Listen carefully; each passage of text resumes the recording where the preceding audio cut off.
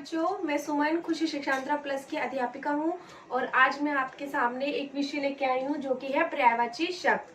ठीक है बच्चों, आज हम पर्यायवाची शब्द क्या होते हैं, किन्हें कहते हैं और इसके कुछ उदाहरण भी आपके साथ साझा करूंगी। ठीक है, तो आशा करती हूँ सभी बच्चे ध्यानपूर्वक सुनेंगे और देखेंगे व समझेंगे। ठीक है, सबसे पहले हमें ये देखना है कि पर्यायवाची शब्द क्या होते हैं। पर्याय मतलब एक समान। ठीक है, तो कुछ ऐसे शब्द होते हैं जिनकी रूपरेखा तो अलग होती है, लेकिन जब हम उनका अर्थ देखते हैं तो उनका अर्थ एक समान ही होता है। मतलब कि शब्दों की रूपरेखा अलग अलग होगी किंतु उनका अर्थ एक समान होगा। ठीक है, समान अर्थ को प्रकट करने वाले शब्दों को पर्यायवाची शब्द कहते हैं। मतलब शब्द अलग अलग होंगे लेकिन वो एक ही अर्थ को प्रकट करेंगे और इन्हीं शब्दों को हम क्या कहते हैं, पर्यायवाची शब्द। जैसे कि मैं एक उदाहरण आपके सामने देती हूँ कि आप लोग स्कूल जाते हो पढ़ने के लिए, आपको कौन पढ़ाता है स्कूल में? टीचर्स पढ़ाती है ना। तो उस टीचर्स को भी कई बच्चे गुरुजी बोलते हैं, कई शिक्षक बोलते हैं, कई अध्यापक बोलते हैं, कोई मैडम बोलता है, सर बोलते हैं। तो इन सबका अर्थ क्या निकलता है? एक ही अर्थ है ना कि हम अध्यापक के लिए बोल रहे हैं।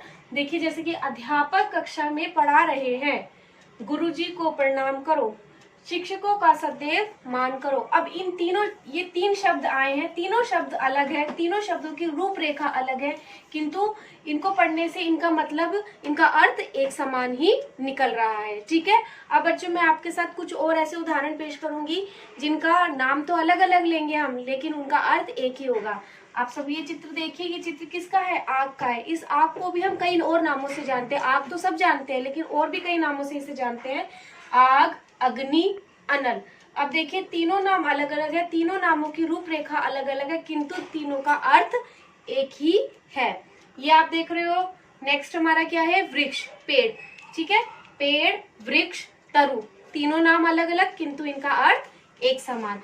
अब आता है घर। हम सब घर में रहते हैं ना। अब उस घर को भी हम और कई, घर के अलावा भी और कई नामों से जानते हैं। गृह, आवास, आलय, तीनों नाम अलग अलग किंतु अर्थ एक समान। आसमान में क्या देखा है आपने? बादल।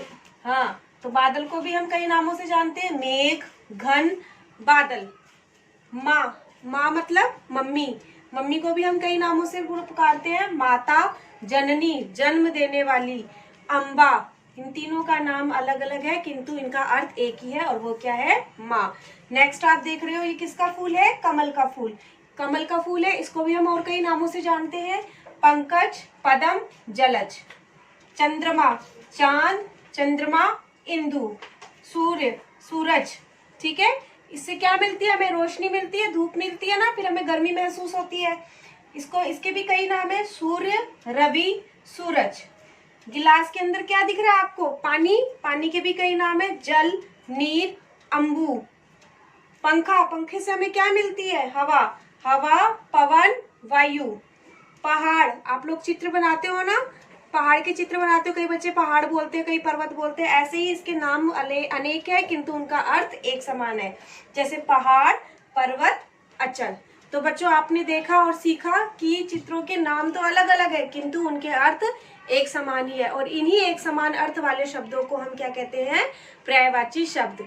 तो आशा करती हूँ आप सभी बच्चों को पर्यायवाची शब्द क्या होते हैं, इनका क्या अर्थ है, ये सब समझ में अच्छे से आ गया होगा।